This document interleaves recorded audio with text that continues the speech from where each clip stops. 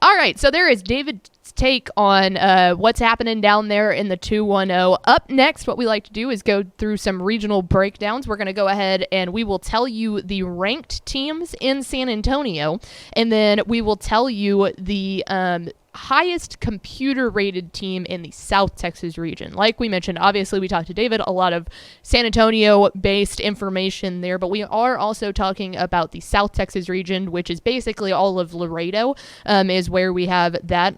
And the surrounding Laredo teams, a lot of crossover, but there are no ranked teams in South Texas. So we'll tell you the computer-rated teams. We will start off with 6A out of our ranked teams in the San Antonio region. Number 8, Cibolo Steel. The Knights are off to a 7-0 start, 2-0 in district. Coach David Sinez is looking like old school Cibolo Steel. So we'll talk a lot about them coming up. Number 50 is San Antonio Brennan. You heard David say it. Those are probably the two best teams in the San Antonio region by a substantial amount. And we'll see where they end up in the playoffs, but it looks like that Region 4, if they go Division 1, could be looking pretty rough with Lake Travis and Austin Westlake looming in the background there, but that's nothing that these teams aren't used to, so maybe this could be the year. Going down to 5A Division 2, number 8, the San Antonio Alamo Heights Mules with Coach Ron Rittman. They lost to Seguin in Week 1, but they have won all of their games since. A young team, but man, they can out-athlete you. So good things happening down there for the Mules. Moving down in to 4A Division 2. Here's where things get a little interesting in the way that we divide the state up. So we divide the state up into 21 different regions. I understand that you could technically put a lot of these teams maybe in a different region, but the way that we have it broken up, this is where we think that they fit best. Cuero and Shiner are both two of those teams that are really on the outskirts, but also kind of out in their own little plane, so it's hard to put them in other places. But in 4A Division 2, the Gobblers have been on an absolute tear at number 3 under first-year head coach Jared Feacock.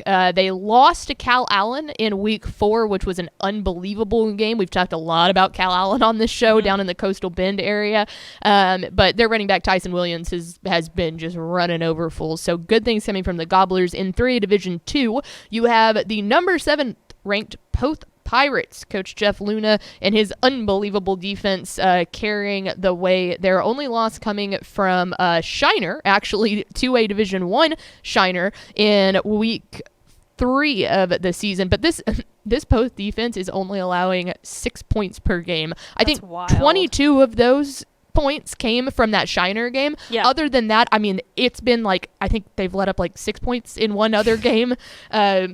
So keep an eye out for the Pirates defense. And then, of course, 2A Division 1, number 4, the Shiner Comanches, the reigning 2A Division 1 state champs. We will talk about them a little bit later. They do have one loss of the year. That came in Week 1 against 3A Division 1 Hallettsville. We kind of threw dirt on them for a second, and it's just because this is a team that we never see lose. Mm-hmm. So there you go. Those are the highest ranked teams. Those are all state-ranked teams in the San Antonio area.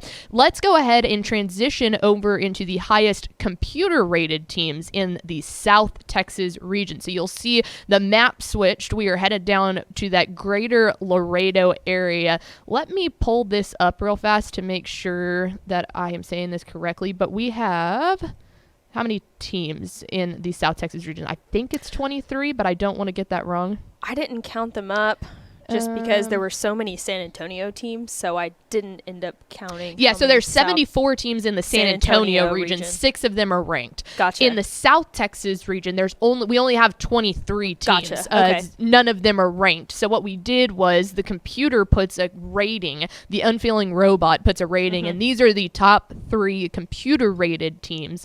You have Eagle Pass, Laredo United South, and Laredo United. Eagle Pass is 7-0. Mm-hmm. They're the only undefeated team there. Laredo United South is 6-1. Their only loss of the season coming from Cibolo Steel.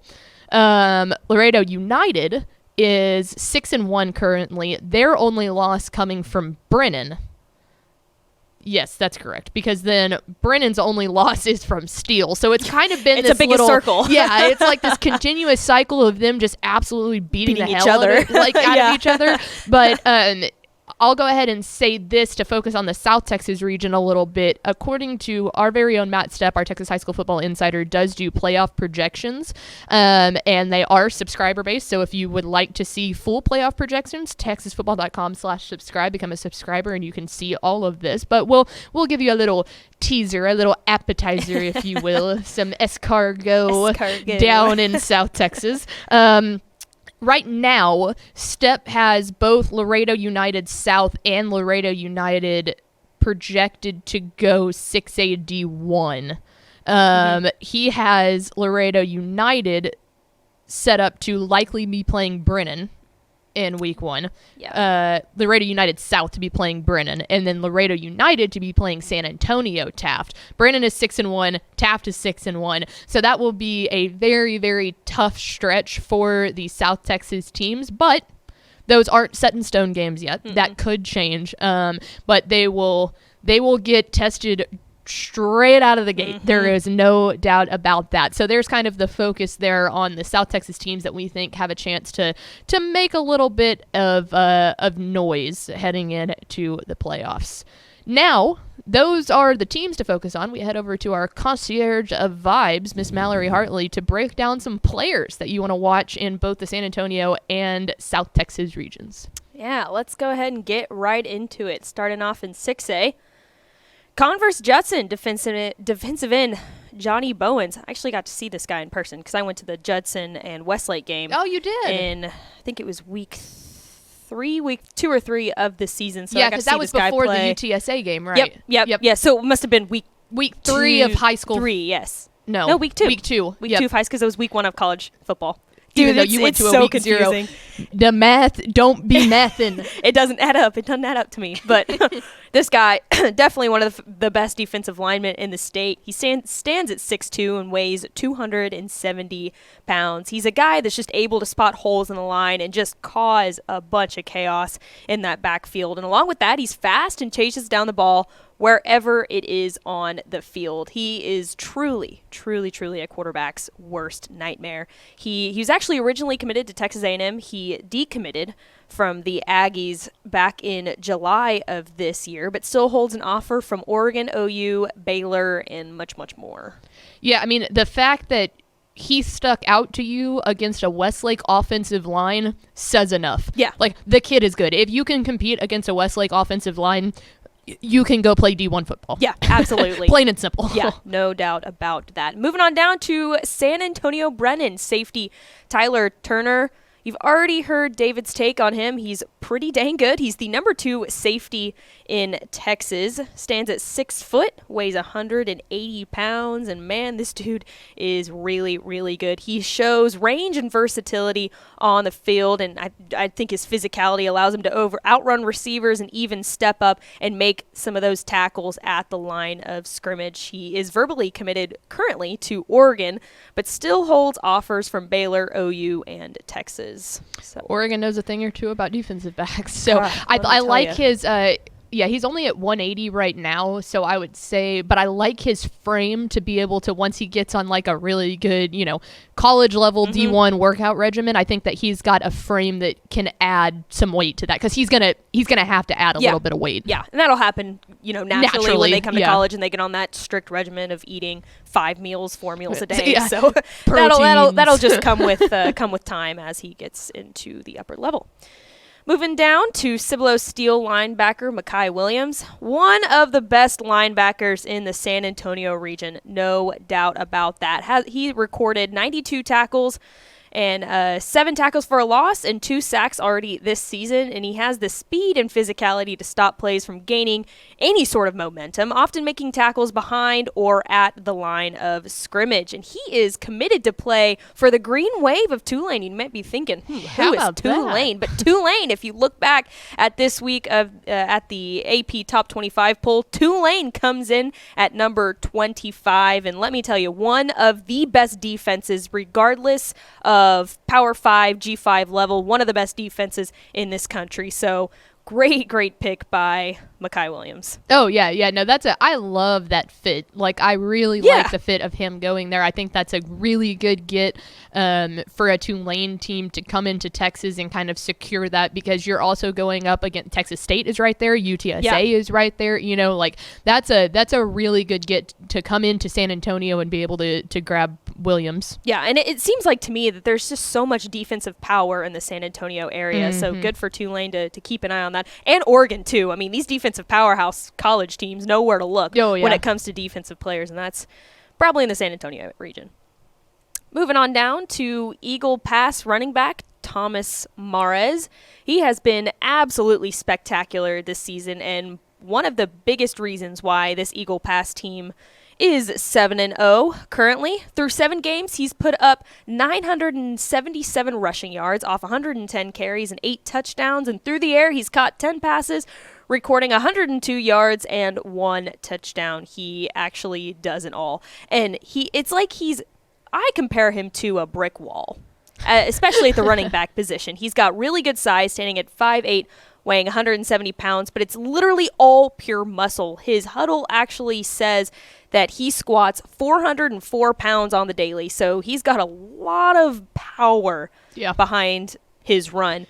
Well, go ahead. No, go for it. I was gonna say, you look at the talent he's going to be going up against in San Antonio. A lot of times the San Antonio teams are just they're bigger than those South Texas teams. So having a, as you said, brick wall to be able to really test these massive San Antonio defensive lines, that will pay a lot of dividends for Eagle Pass when it looks into playoff projections. Right. And to kind of visualize this a little bit, obviously on a much bigger scale, but I kind of think of him as like a Jalen Hurts, quarterback for the Eagles. I mean, he's not very tall and he's not very fast, but he's a brick wall. Yeah. Jalen Hurts squats 600 pounds. And so when you've got that running at you, how are you going to bring that down? So definitely keep an eye out on Eagle Pass running back Thomas Mares. 2 more to go. Let's highlight Cuero linebacker Sean Burks. He's got pretty good size, standing at 5'11", weighing 205 pounds. He's already recorded 102 total tackles, 1 sack, 1 interception, and 2 forced fumbles on the season. And one of his strengths, I think, as a running backer is definitely his speed and just his ability to get in the backfield. He recorded 6 sacks last season, so definitely only 1 this year, 6 last year, but definitely one of his strengths. And I think if he was a little bit bigger, man, I'd put him on the line as an edge rusher. No kidding. Yeah, he has that. When you think about Gobbler football, he has been the name to know for a couple of years now. I mean, just stout. He doesn't let anybody get past him. He is. Burks is a hell of a player. Yes, if you've watched any Cuero football, you know that. He stands out for sure. And let's round it all out. You are no stranger to this guy, Shiner athlete Dalton Brooks, the 6'1", 187-pound number 1 athlete in the state, is lean and certainly athletic. Let's throw it back to the 2021 2A Division I state championship, where Dalton and his brother Doug Brooks bullied the absolute heck out of that Holly team on both sides of the ball with a dominant 47-12 win. Those two guys definitely had a lot to say about that. Dalton, however, is as versatile as they come, playing in all 3 phases of the game. He just outruns, out-physicals, and just outdoes every single opponent at that 2A level, and even at the 3A level, too. He's taken snaps at multiple skill positions in the secondary and definitely in the return game. Like, this dude actually does it all and to me performs at the highest level that there is. Absolutely. When I was there to watch Shiner or Furio in the regional finals last year, Coach Sark was standing like 5 feet from me watching him. It's like he is that guy. Yeah. Everyone knows that. He is that guy. And Texas did lose out to him. He is committed to play at Texas A&M, but his cousin Jonathan Brooks committed to play at Texas. So maybe we'll see a little bit of cousin-to-cousin play here in the next couple of years. Yeah, Jonathan's gotten some good touches. Yeah, he has. Especially last year. Yeah, I think he actually got in the game against OU this year. So good for him. But there you go. There are some stellar players, lots of good defensive players to watch in the San Antonio region. All right. You know what time it is. Is it time? It is time for Stonks. Always try your hand of songs. Well, third. You couldn't see the stonks, but that's okay. Don't worry, we've got plenty of stonks. We still got lots of stonks. This is airing during Texas Football Today's normal time, so if you're new here, we do a Stonks report where we take a couple of teams from the regions that we've been talking about, San Antonio and South Texas, and we tell you, are the Stonks trending up, are the Stonks trending down, and we will start off with a team that the Stonks are up. We're talking about the Cibolo Steel Knights. We've talked about it a lot this episode, and David talked a lot about it, but Steel is a perennial powerhouse down there in the San Antonio area, but there was a time when Steel was getting after people. Kind of early 2000s, that's when they really had their heyday, and Coach David Sinez has brought them back to that point. This is a team that from the get-go this season when they played Brennan in the KSAT Pigskin Classic, that game went into overtime. It was unbelievable. They didn't finish till like 11:30 at night, and those were the two best teams in San Antonio going head-to-head in week one, and Steel had their number. And I think that the thing about Steel right now is the fact that defense looks like an old-school Steel team. They are massive. Like Ish and I were standing down on the sideline, and I mean, Ish isn't like a small guy. He's 6 foot and whatever, and it was like we looked like pipsqueaks next to these players. They're massive. There is a reason why 5 out of the 6 players to watch were all defensive players in the San Antonio region, because they're so big. I think in terms of district play, I think Stonks are absolutely up for Cibolo Steel. Let's see who they have next. They've got San Antonio East Central coming up this week. Then they go and play at Converse Judson, which will probably be a really good test to them, but I still think that Judson is a little bit down from what they usually are. They're still really good, but they're a little bit down from what they usually are. And then they'll round it all out with Schertz Clemens. So I think potentially they could run away with that district title being 10-0 heading into the playoffs. Yeah, I don't think that there's any reason that they should lose the rest of this season. I really don't. No. I don't think that the competition is there. I mean, you mentioned Makai Williams. He's been outstanding. Their running back, Jaden Bailey, has been absolutely outstanding on the offensive side of the ball. But this looks like a vintage Cibolo Steel team that is big. They will punch you in the mouth, and they're ready to go. I cannot remember in the playoff projections here. I think I can pull this up real fast to see who Step thinks that they will be. San Antonio Johnson, right? Yes, you're correct. That I forgot about that. Yeah. Who's another?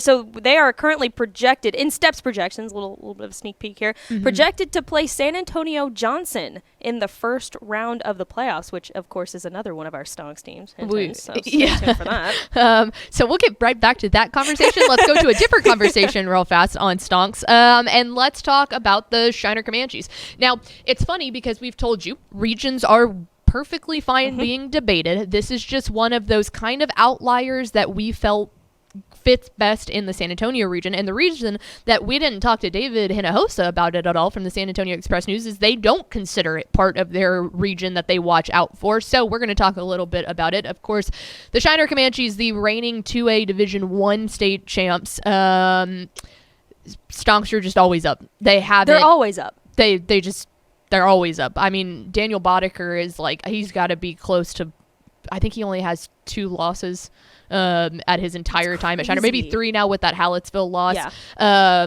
So this is a program that has been nothing but consistent. The fun part about it is now them and Refugio, who we're so used to seeing in the regional finals. We always call it Shiner Refugio week. Now it's likely we get 2 Shiner Refugio weeks, and that's actually this week. Yeah. So in the unbelievable slate of high school football this week, Shiner Refugio going off in a district battle.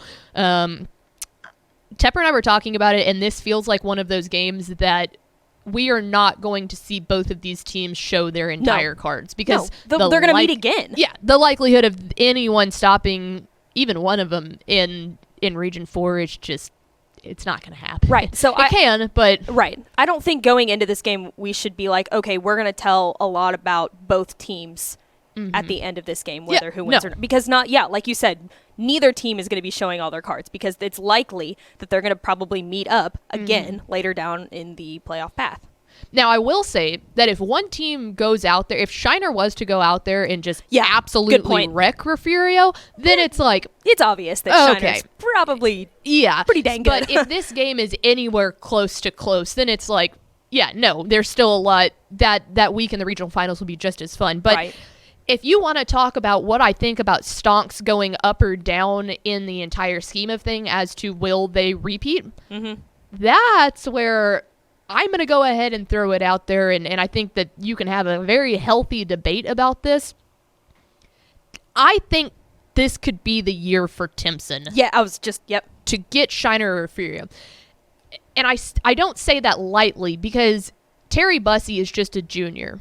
So if you're going to tell me that they're not the favorite, that they won't be the number one team coming into the year next year, regardless of who regardless of who wins the championship this year, Timpson is coming out of Region 3. They should run Region 3. We should absolutely be seeing them in a state semifinal. Who will we see them against, Shiner or Refugio? We don't know. But regardless, I think that next year, Timpson should be the clear-cut favorite, that they should go wire to wire, number one to number one to win the state championship. I want to see that game this year because if Shiner was to make it, they still have Dalton Brooks. Yes. To see a senior Dalton Brooks go up against a junior in Terry Bussey when they're more singular now because they don't have Doug Brooks.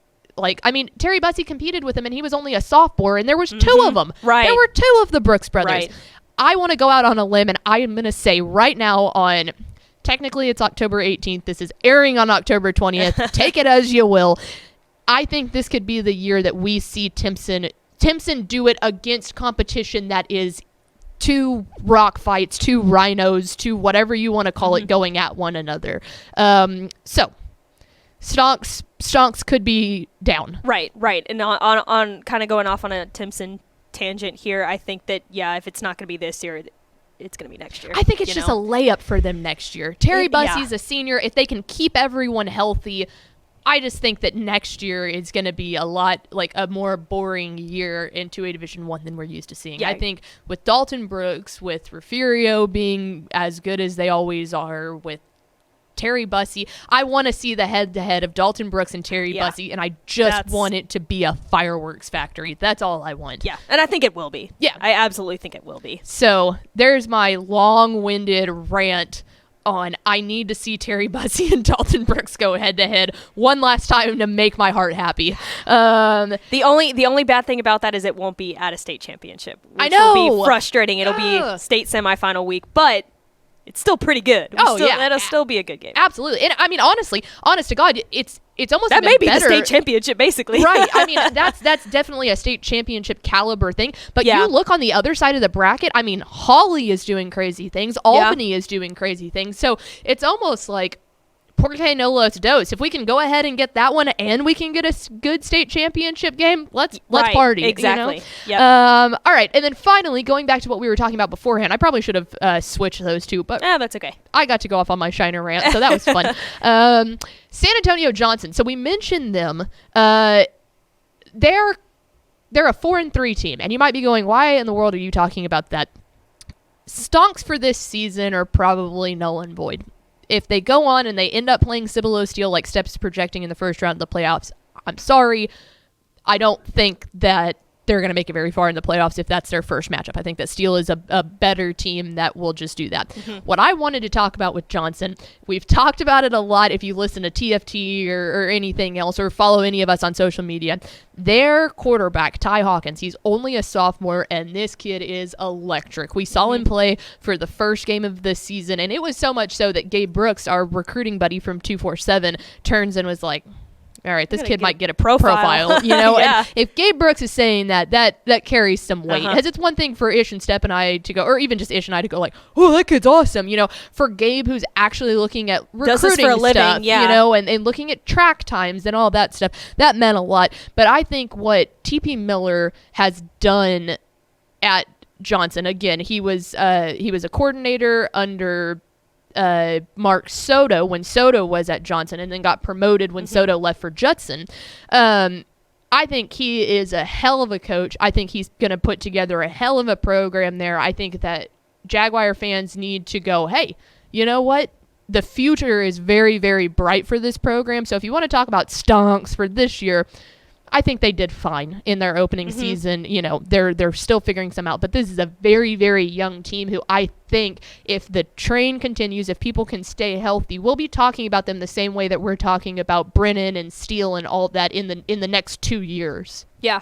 I think they got to win out, I think, to make the playoffs. They're currently sitting in, I think, 4th place in District 28. 6A, but they've got 3 of the lower half teams left in that district to play, so they should easily go 3-0 to close out the season and then sneak into the playoffs, which, like we just said, probably will meet Cibolo Steel in that first game. Yeah, get battle tested. You know, go out there, but really make the playoffs. I think that's a good season defining moment. Like, hey, we may not get past the first round, but let's at least make it to the playoffs and give it all we got in that first round. Right, and to that, all of that young talent that they have, being able to, even if you go out there and get stopped by Cibolo Steel, it's like being able to have that experience is going to pay dividends in the future. So there you go. There are some stonks in the San Antonio, South Texas region.